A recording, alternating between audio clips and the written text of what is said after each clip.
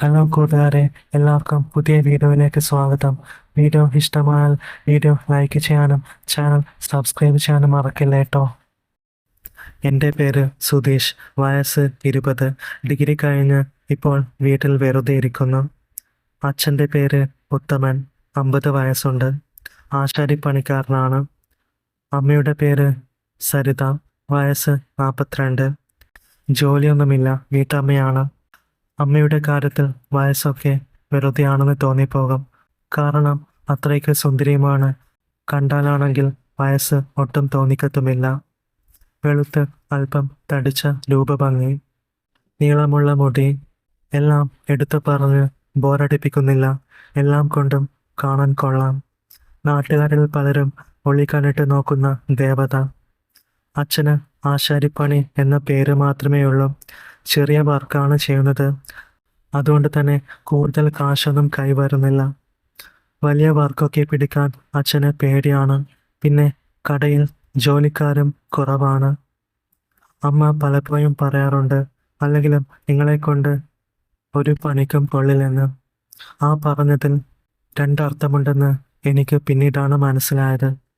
ഞങ്ങൾ തറവാട്ട് വീട്ടിലായിരുന്നു താമസം. അമ്മൂമ്മ നേരത്തെ മരിച്ചു. കുറച്ച് മാസങ്ങൾ മുൻപ് അപ്പൂപ്പനും മരിച്ചു. അങ്ങനെ വീടും സ്ഥലവും ഭാഗം വെച്ചു.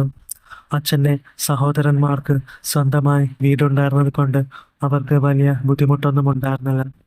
അങ്ങനെ അച്ഛനും അമ്മയും ഭാഗം കിട്ടിയ കാശിന് ചെറിയ വീട് വാങ്ങി. പിന്നെ ഞങ്ങൾ അവിടെയായി താമസം. ഉൾഗ്രാമം പോലുള്ള പ്രദേശമാണ്, എങ്കിലും അത്ര ഉൾഗ്രാമമല്ല. സ്ഥലം കൊള്ളാം. വീട് വരെ ബൈക്കും കാറും ഒക്കെ വരുമെങ്കിലും റോഡ് പിടിക്കാൻ ഏകദേശം 1 കിലോമീറ്ററിനുള്ളിൽ സഞ്ചരിക്കണം. അത്യാവശ്യം നല്ല തണുപ്പായിരുന്നു അവിടെ. അടുത്ത് വീടൊക്കെയുണ്ട്. അയൽക്കാരുമായി അമ്മ നല്ല കമ്പനിയായി. അച്ഛൻ എന്നും ജോലിക്ക് പോയിട്ട് വരും. എനിക്കാണെങ്കിൽ അവിടെ കൂട്ടുകാരൊന്നും ഉണ്ടായിരുന്നില്ല. പിന്നെ മൊബൈലിൽ ഗെയിം കളിച്ചിരിക്കും. പബ്ജിയാണ് ഞാൻ അധികവും കളിക്കുന്ന ഗെയിം. പിന്നെ മെയിൻ പരിപാടി തുണ്ട് സിനിമകളൊക്കെ കാണും വിടും. ഇതൊക്കെയാണ്. അപ്പോൾ ഞാൻ അന്ന് കണ്ടവരെയൊക്കെ ഓർക്കും. പ്രത്യേകിച്ചും അപ്പോൾ മനസ്സിൽ വരിക അമ്മയായിരുന്നു. പിന്നെ അടുത്ത വീട്ടിൽ മണിയങ്കിളും ഭാര്യ രമ്യ ചേച്ചിയും മകൻ രാഹുലുമാണ് താമസം. രാഹുൽ 9ാം ക്ലാസ്സിൽ പഠിക്കുന്നു. അങ്ങനെ എല്ലാവരുമായി ഞങ്ങൾ നല്ല കമ്പനിയായി. ഒരിക്കൽ ഞാനും അമ്മയും അച്ഛനുമെല്ലാം രാവിലെ ഫുഡ് കഴിച്ചുകൊണ്ടിരിക്കുമ്പോൾ അമ്മ പറഞ്ഞു, ഏട്ടാ, ഞാൻ രമ്യയുടെ കൂടെ ജോലിക്ക് പോയിക്കോട്ടെ. അത്യാവശ്യം ഒരു വലിയ തുണിക്കടയാണ്. ഇപ്പോൾ ഒരു ഒഴിവുണ്ടെന്നാണ് കേട്ടത്. അത് കേട്ടപ്പോൾ അച്ഛൻ ഒരു നിമിഷം ഒന്ന് ആലോചിച്ചു. എന്നിട്ട് പറഞ്ഞു, നിനക്ക് അത്രയ്ക്ക് താല്പര്യമാണെങ്കിൽ പോയിക്കോളൂ. അച്ഛന് അങ്ങനെ പറയാതെ വേറെ നിവർത്തിയില്ലായിരുന്നു. കാരണം അപ്പോൾ കാശിന് കുറച്ച് ബുദ്ധിമുട്ടുള്ള സമയമായിരുന്നു. എനിക്കാണെങ്കിൽ വേറെ ഒരു പണിയുമില്ലല്ലോ.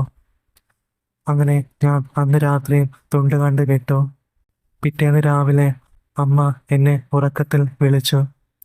ഞാൻ കണ്ണു തുറക്കാതെ തന്നെ ഒന്ന് മൂളി. അമ്മ പറഞ്ഞു, ഡാ, ഞാൻ കടയിലോട്ട് പോകുവാട്ടോ. വൈകുന്നേരം ഒരു 5:30 മണിയൊക്കെ ആവുമ്പോൾ ഞാൻ വിളിക്കാം. നീ വന്ന് എന്നെ പിക്ക് ചെയ്യണം കേട്ടോ. അത് കേട്ടപ്പോൾ ഞാൻ പുതപ്പ് മാറ്റി മുഖം പുറത്തേക്കിട്ട് പതിയെ കണ്ണു തുറന്നു നോക്കി. അപ്പോൾ അമ്മ സാരിയൊക്കെ ധരിച്ച് ജോലിക്ക് പോകാനായി ഒരുങ്ങി നിൽക്കുവാണ്. അപ്പോഴാണ് ഞാനത് ശ്രദ്ധിച്ചത്. ഇടയിൽ കൂടി വട ദൃശ്യമാകുന്നുണ്ട്. അത് ദർശിച്ചതോടെ എനിക്ക് ഉണർന്നു. എങ്കിലും ഞാൻ ബോധം വീണ്ടെടുത്തുകൊണ്ട് പറഞ്ഞു, അമ്മേ, അതിന് എനിക്ക് ബൈക്കില്ലല്ലോ. അത് കേട്ടപ്പോൾ അമ്മ പറഞ്ഞു, ഇതാ അച്ഛൻ്റെ ബൈക്കുണ്ടല്ലോ. നിന്നോട് പറഞ്ഞു അതെടുത്തോളാം. അച്ഛൻ ഇന്ന് തൊട്ട് ബസ്സിൽ പോയിക്കോളാമെന്ന് പറഞ്ഞു. അത് കേട്ടപ്പോൾ എനിക്ക് അതിശയമായി. ഞാൻ ചോദിച്ചു, അപ്പോൾ അച്ഛൻ്റെ പുതിയ ബൈക്ക് എനിക്കാണോ? എങ്കിൽ ശരി അമ്മേ, ഞാൻ വൈകുന്നേരം വരാം. എന്തായാലും എനിക്കപ്പോൾ കുറച്ചൊക്കെ സന്തോഷം തോന്നി തുടങ്ങി. അമ്മ പറഞ്ഞു, പിന്നെ ബൈക്ക് കിട്ടിയെന്ന് വെച്ച് അധികം കറങ്ങി നടക്കരുത് കേട്ടോ. ഞാൻ വിളിക്കുമ്പോൾ മാത്രം വണ്ടി കൊണ്ടുവന്നാൽ മതി. പിന്നെ സൂക്ഷിച്ച് വരണം കേട്ടോ. ശരി അമ്മേ. അല്ല, ഇപ്പോൾ അമ്മ എങ്ങനെയാ തുണിക്കടയിൽ പോകുന്നേ? ബസ്സിലാണോ? അത് കേട്ടപ്പോൾ അമ്മ പറഞ്ഞു, ഡാ, ഇപ്പോൾ ഞാനും രമയും ബസ്സിൽ പോകും. പിന്നെ വൈകിട്ട് അവളുടെ ഭർത്താവ് വന്ന് അവളെ പിക്ക് ചെയ്യും. അപ്പോൾ നീ വന്ന് എന്നെയും പിക്ക് ചെയ്യണം കേട്ടോ.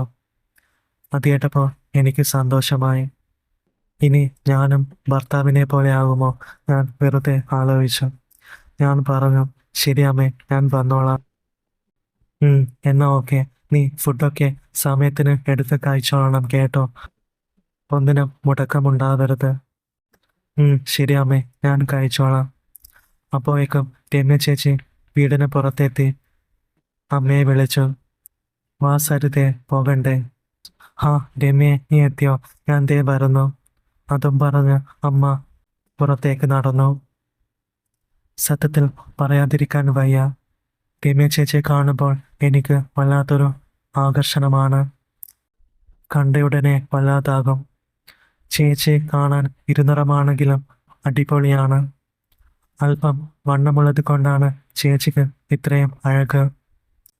സത്യത്തിൽ മുൻപൊന്നും ഇരുനിറമുള്ളവരെ ഇഷ്ടമില്ലാതിരുന്ന ഞാനിപ്പോൾ ഇരുനിറമുള്ളവരെ ഇഷ്ടപ്പെടാൻ തുടങ്ങിയത് തന്നെ രമ്യ ചേച്ചി കാരണമാണ്. പിന്നെ വേറൊരു സത്യം പറയുകയാണെങ്കിൽ, ഞാൻ പലപ്പോഴും ജനാലിൽ കൂടെ ചേച്ചിയെ നോക്കി വിട്ടിട്ടുണ്ട്. പിന്നെ ഇടയ്ക്ക് ഞാൻ ശ്രദ്ധിക്കുന്ന കാര്യം ചേച്ചിയും കണ്ടിട്ടുണ്ട്. അപ്പോൾ ചേച്ചി എന്നെ നോക്കി ഒരു വല്ലാത്ത ചിരി പാസ്സാക്കും. ഞാനപ്പോൾ വേഗം ശ്രദ്ധ മാറ്റും. എനിക്കറിയില്ല, എനിക്ക് ഒരു മടി പോലെയാണ്, പേടിയാണ് എനിക്ക്. അങ്ങനെ അമ്മയും ചേച്ചിയും വീട്ടിൽ നിന്നും ഇറങ്ങിപ്പോകുന്നത് ഞാൻ നോക്കി നിന്നു. ചേച്ചി ഒരു പിങ്ക് നിറത്തിലുള്ള ചുരിദാറാണ് വേഷം, അതും ഇറുക്കമുള്ളത്. അമ്മയുടേതാണെങ്കിലും സാരിയോ, അതും അത്യാവശ്യം നല്ല പോലെ കാണാം. ഇവർ ശരിക്കും ജോലിക്ക് പോകുന്നതാണോ അതോ പലവരെയും ആകർഷിക്കാൻ പോകുന്നതാണോ? ഞാൻ വെറുതെ ഒരു തമാശ രൂപേണ ചിന്തിച്ചു. അങ്ങനെ രണ്ടുപേരെയും ഒന്ന് നല്ലോണം നോക്കിയിട്ട് ഞാൻ ഡോർ അടച്ചു. ബൈക്കിൽ കിട്ടിയ ഒരു സന്തോഷം മനസ്സിലുണ്ടായിരുന്നു. പിന്നെ എണ്ണ തേച്ച് കുളി കഴിഞ്ഞ് റെഡിയായി ജീൻസും ഷർട്ടുമൊക്കെ ഇട്ട് മുടി ചീകി ഒതുക്കി ഞാൻ ബൈക്കുമെടുത്ത് ഒന്ന് കറങ്ങാൻ പോയി. അച്ഛനുള്ളപ്പോൾ എനിക്ക് ബൈക്കൊന്നും ഓടിക്കാൻ തരാറില്ലായിരുന്നു. പ്രത്യേകിച്ച് അച്ഛൻ്റെ പുതിയ ബൈക്ക് ആയതുകൊണ്ട്. ബൈക്ക് വാങ്ങിയ അന്ന് മാത്രം ഒന്ന് ഓടിച്ചതാണ്, പിന്നെ തന്നിട്ടില്ല. ഇപ്പോൾ വീട് മാറി ഇവിടെ താമസമാക്കിയതിനു ശേഷം അമ്മ ജോലിക്ക് പോകുന്നത് കൊണ്ട് മാത്രമാണ് അച്ഛൻ ബൈക്ക് എനിക്ക് തന്നത്. അങ്ങനെ ബൈക്കുമെടുത്ത് പുറത്തോട്ടിറങ്ങിയപ്പോൾ മനസ്സിന് വല്ലാത്ത കുളിരും സന്തോഷവും. കുറച്ചു നേരം ഒന്ന് കറങ്ങി. നല്ല അടിപൊളി ആൻറ്റിമാര് ബസ് സ്റ്റോപ്പിൽ ഇറന്നു നിൽക്കുന്നത് കണ്ടു. ഞാൻ പതിയെ ബൈക്ക് അങ്ങോട്ടേക്ക് വിട്ടു. ഞാൻ എല്ലാവരെയും നല്ലോണം നോക്കി. കൊള്ളാം കൊള്ളാം, ഞാൻ മനസ്സിൽ പറഞ്ഞു. പെട്ടെന്നാണ് ഒരു ആൻറ്റിയെ കണ്ടതും എനിക്ക് എന്തോ മുൻപരിചയമുള്ളതുപോലെ തോന്നിയത്. ഞാൻ ബൈക്ക് നിർത്തി, എന്നിട്ട് വീണ്ടും സൂക്ഷിച്ചു നോക്കി. ഓ, എന്തൊരു ലുക്കാണ് ആ ആൻറ്റിയെ കാണാൻ. സാരിയാണ് വേഷം. കയ്യിൽ ഒരു ബാഗും ഉണ്ടായിരുന്നു. കണ്ടിട്ട് ഒരു ടീച്ചറെ പോലെയുണ്ട്. അതിൻ്റെ ഒരു എടുപ്പും അഴകുമൊക്കെയുണ്ട്. എൻ്റെ അത്ഭുതത്തോടെയുള്ള നോട്ടം കണ്ടപ്പോൾ ഇവനേതാ ഈ പുതിയ വായി നോക്കി എന്ന ഭാവത്തിൽ ആൻറ്റി എന്നെ തുറച്ചു നോക്കിയിട്ട് ഒരു ദേഷ്യത്തോടെ മുഖം തിരിച്ചു. പെട്ടെന്നാണ് പിന്നിൽ നിന്നും കാറിൻ്റെയും ഓട്ടോറിക്ഷയുടെയും ഹോണടി ശബ്ദം കേട്ടത്. അപ്പോഴാണ് എനിക്ക് സ്ഥലകാല ബോധം വന്നത്. ഞാൻ വേഗം നോട്ടം നിർത്തി വണ്ടി വിട്ടു. അങ്ങനെ കുറച്ച് ദൂരം കൂടി സഞ്ചരിച്ചു. കുറേ പേരെ കണ്ടു. ഓ, ഞാനിന്ന് വിട്ട് ചാവും, ഞാൻ മനസ്സിൽ പറഞ്ഞു. പിന്നെ തിരികെ വീട്ടിലോട്ട് പോവാനിരുന്നപ്പോൾ എനിക്ക് ദാഹം തോന്നി. അങ്ങനെ ഞാൻ കുറച്ച് ദൂരെയുള്ള ഒരു ജ്യൂസ് കട കണ്ടപ്പോൾ അവിടെ വണ്ടി നിർത്തി. പിന്നെ ഒരു മാംഗോ ഷേക്ക് പറഞ്ഞ് അവിടെ ഇരുന്നു. അപ്പോൾ എൻ്റെ തൊട്ടടുത്തുള്ള ടേബിളിൽ 2 കോളേജ് പയ്യന്മാർ ഇരുന്ന് ജ്യൂസ് കുടിക്കുന്നുണ്ടായിരുന്നു. അപ്പോഴാണ് ഞാൻ വെറുതെ അവരുടെ നോട്ടവും സംസാരവുമൊക്കെ ശ്രദ്ധിച്ചത്. എതിർഭാഗത്തുള്ള ഒരു തുണിക്കടയിലേക്കാണ് അവരുടെ നോട്ടം എന്ന് എനിക്ക് മനസ്സിലായി. ഞാൻ ആ കടയിലേക്ക് നോക്കി. അത് കണ്ടതും ഞാൻ ഞെട്ടി. അവിടെ എൻ്റെ അമ്മയെയും രമ്യ ചേച്ചിയും കണ്ടു.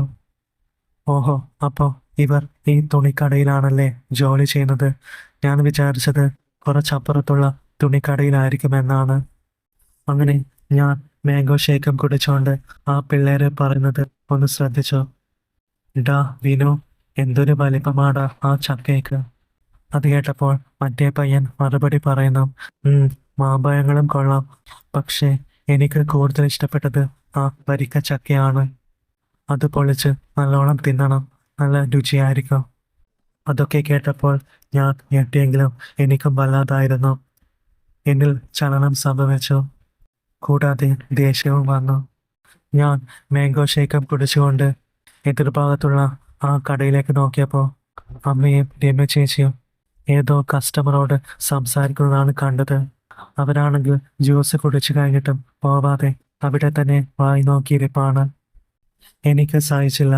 ഞാൻ ദേഷ്യപ്പെട്ടുകൊണ്ട് അവരോട് പറഞ്ഞു, ഇടാ ഒന്ന് മതിയാക്കടാ, നിനക്കൊന്നും ക്ലാസ്സിൽ പോകണ്ടേ? ഇങ്ങനെ ക്ലാസ് കട്ട് ചെയ്ത് കറങ്ങി നടപ്പാണോ? വേഗം ചെല്ല്. അത് കേട്ടപ്പോൾ അവന്മാര് ഒരു ചമ്മലോടെ എണീറ്റു. പിന്നെ എന്നെ രൂക്ഷമായി നോക്കി. ഇനിയും പലത് പറഞ്ഞാൽ അവന്മാര് എന്നെ കയറി പണിയും എന്ന് എനിക്ക് തോന്നി. അതിനാൽ ഞാനൊന്നും പറഞ്ഞില്ല. എങ്കിലും ഞാനും വിട്ടുകൊടുക്കാൻ തയ്യാറായിരുന്നില്ല. വരുന്നത് വരട്ടെ, എന്തും നേരിടാനായി തന്നെയായിരുന്നു ഞാനും അങ്ങനെ നിന്നത്. ഞാൻ അവന്മാരെ തുറച്ചു നോക്കി. അവർ എഴുന്നേറ്റ് എന്തൊക്കെയോ പിറപിറുത്തുകൊണ്ട് അവിടെ നിന്നും പോയി. അങ്ങനെ അവർ പോയി കഴിഞ്ഞപ്പോൾ എനിക്ക് എന്നോട് തന്നെ ഒരു അഭിമാനം തോന്നി.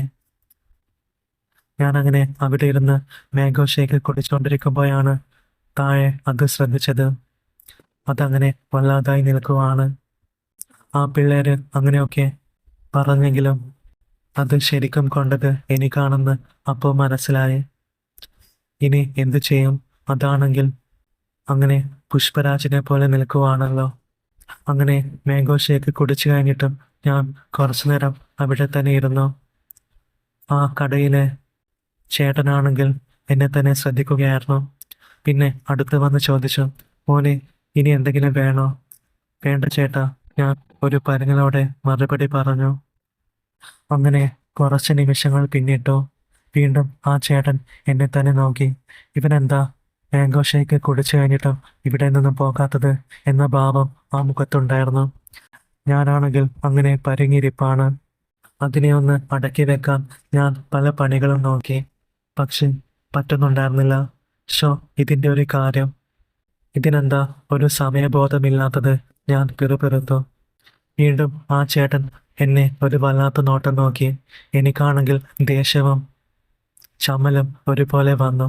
പിന്നെ രണ്ടും കൽപ്പിച്ച് ഞാൻ പെട്ടെന്ന് തന്നെ ചാടി എണീറ്റതും അതിൻ്റെ കൂടെ ആ ടേബിളും ഒന്ന് പൊങ്ങി താണു. കൂടെ ഗ്ലാസ് തറയിൽ വീണ് പൊട്ടുകയും ചെയ്തു. ആ ചേട്ടൻ എന്നെ ദേഷ്യത്തോടെ നോക്കി. എന്നിട്ട് അടുത്തേക്ക് വന്നു. എന്താ മോനെ ഇത്, സൂക്ഷിക്കണ്ടേ? ഞാൻ പറഞ്ഞു, സോറി ചേട്ടാ, പറ്റിപ്പോയി. ഗ്ലാസിൻ്റെ കാശ് എത്രയാണെന്ന് വെച്ചാൽ ഞാൻ തരാം. അത് പറഞ്ഞപ്പോൾ ആ ചേട്ടൻ ഒന്ന് തണുത്തു. അങ്ങനെ മാംഗോ ഷേക്കിൻ്റെയും ആ ഗ്ലാസിൻ്റെയും കാശ് കൊടുത്ത് ഞാൻ അവിടെ നിന്നും സ്ഥലം വിട്ടു.